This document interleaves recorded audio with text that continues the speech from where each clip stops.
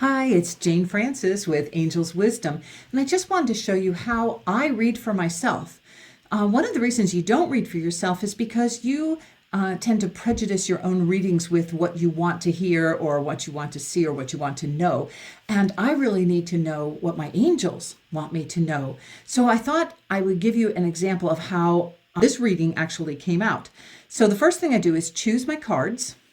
And I choose a tarot card, Tarot for All Ages, and then I chose some clarifiers for that. I chose them from the Insight Story and these two. And then I also chose some animal runes, these two, and then some charms. I start off by, I see that I get the Ten of Wands. Now I know that means that it's a burden, but I want to see what the angels want me to know about it.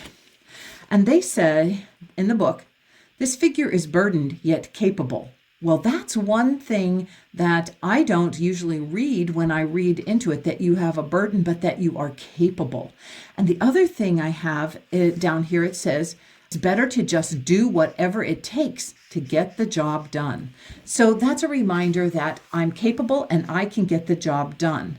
Now, I got this rat and it's upside down. So I wanted to see what the rat means and why it came in upside down. The reversed meaning means procrastinating and follow through on what you have started and do not leave projects or promises dangling.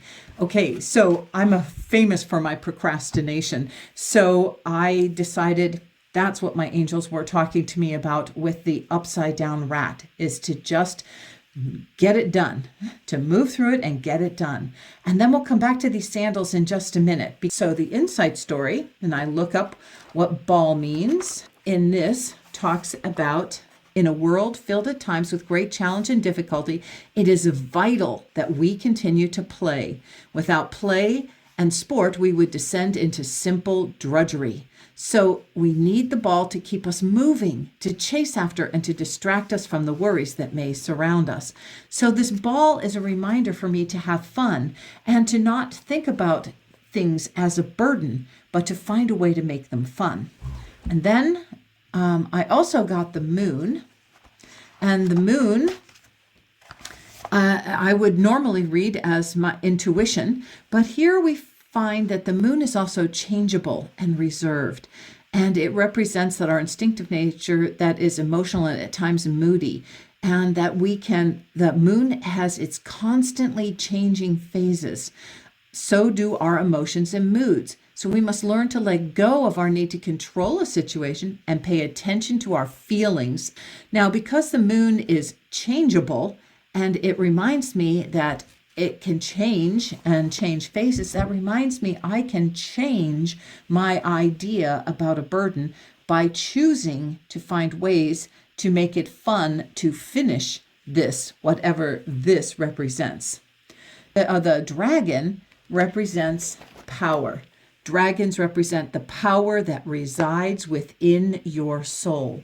So the dragon clarifying the moon reminds me that I do have the power within me to change my mood and to change the thought of burden into one of playfulness and fun. A polished apple is something that you give your teacher. And the ball is coming to teach me that I can choose to have fun even in the midst of something that I think of as burdensome.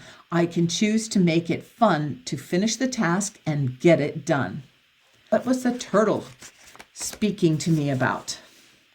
It says, take advantage of opportunities you begin to perceive. These are real opportunities, not just products of your imagination.